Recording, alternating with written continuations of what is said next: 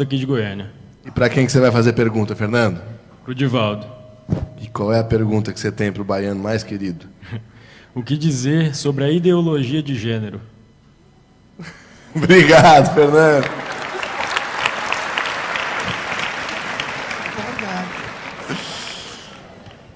Pinga fogo, Di. Eu diria em frase muito breve que é um momento de alucinação psicológica da sociedade.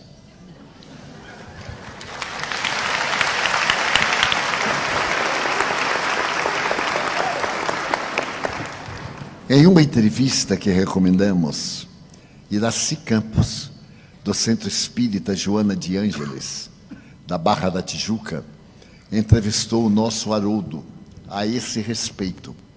E as respostas, como as perguntas, muito bem elaboradas, propiciaram a Haroldo abordar a questão do ponto de vista legal, moral, espírita e social.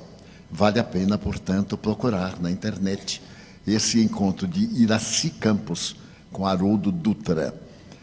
Haroldo disse, em síntese, eu peço licença a ele, que se trata de um momento muito grave da cultura social da Terra e que é naturalmente algo que deveremos examinar em profundidade, mesmo porque nós vamos olhar a criança, graças à sua anatomia, como sendo o tipo ideal. E a criança, nesse período, não tem discernimento sobre o sexo. A tese é profundamente comunista e ela foi lançada por Marx sob outras condições, que a melhor maneira de submeter um povo não era escravizá-lo economicamente, era escravizá-lo moralmente. Como nós vemos, através de vários recursos que têm sido aplicados no Brasil nos últimos 9 anos, 10, em que o poder central tem feito todo o esforço para tornar-se o patrão de uma sociedade em plena miséria econômica e moral. Porque os exemplos de algumas dessas personalidades são tão aviltantes e tão agressivos que se constituíram legais e, porém, nunca morais. Todas essas manifestações que estamos vendo, graças à República de Curitiba, cujo presidente é o Dr. Moro, e deve ser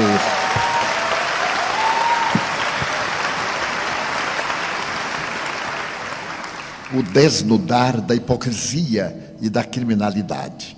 Aliás, o Evangelho recomenda que não deveremos provocar o escândalo.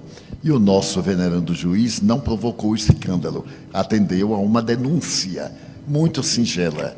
E, no entanto, levantou o véu que ocultava crimes hediondos, profundos, desvio de dinheiro que poderia acabar no Brasil com a tuberculose, com as enfermidades que vem atacando recentemente, poderia educar toda a população e dar-lhe o que a nossa Constituição exige: trabalho, repouso, dignidade, cidadania. Mas determinados comportamentos de alguns do passado muito próximo estabeleceram o marxismo disfarçado e a corrupção sob qualquer aspecto como um princípio ético. A teoria de gênero é para criar na criança, no futuro cidadão, a ausência de qualquer princípio moral. Uma criança não sabe discernir, somente tem curiosidade. No mesmo banheiro, um menino e uma menina irão olhar-se biologicamente, sorrir e perguntar o de que se tratava aquele aparelho genésico, que é desconhecido. Então nós devemos repudiar de imediato e apelar para aqueles em quem nós votamos, somos responsáveis, e gritar para eles que somos contra, totalmente contra, essa imoralidade ímpar.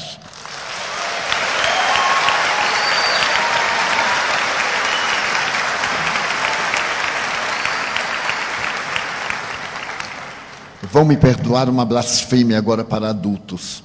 Os espíritas somos muito omissos. No nome falso e na capa da humildade, achamos que tudo está bem, mas nem tudo está bem. É necessário que nós tenhamos voz. O apóstolo Paulo jamais silenciou ante o crime, a imoralidade, e Jesus, muito menos. Ele deu a César o que era de César. mas não deixou de dar a Deus o que é de Deus. Muitas aberrações nós silenciamos. Afinal, disfarçadamente, vivemos numa república democrática. E os nossos representantes lá chegaram pelo nosso voto.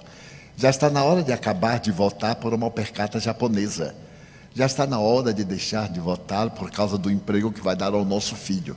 Pensarmos na comunidade. Uma comunidade justa não faltará emprego para todos. Uma sociedade justa, de homens de bem, de mulheres dignas, naturalmente estabelecerá as leis de justiça e de equidade. Então nós evitaremos essas aberrações. O aborto provocado, esse crime hediondo que está sendo tentado tornar-se legal, por mais que seja legal, nunca será moral. Não somos contra quem aborta por essa ou aquela razão. Falamos em tese, matar é crime, seja qual for a aparente justificativa. E agora, com a tese de gênero, estamos indiferentes. E de um momento para outro, pela madrugada, os nossos dignos representantes adotam. Falávamos ontem a respeito de cartilhas do Ministério da Educação depravadas para corromper as crianças e que as escolas estão devolvendo ao Ministério. Que Ministério de Educação é esse? Que estabelece fatos?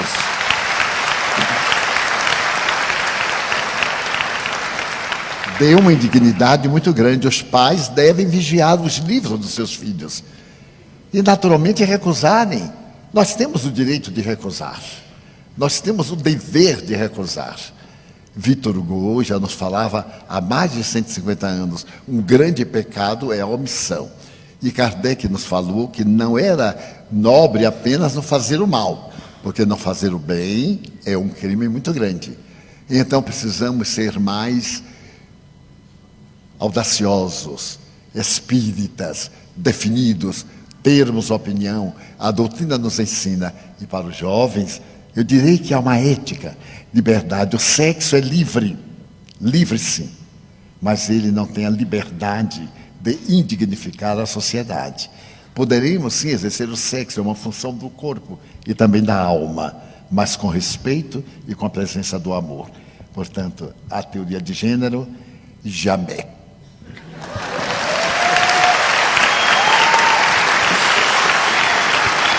Muito bem.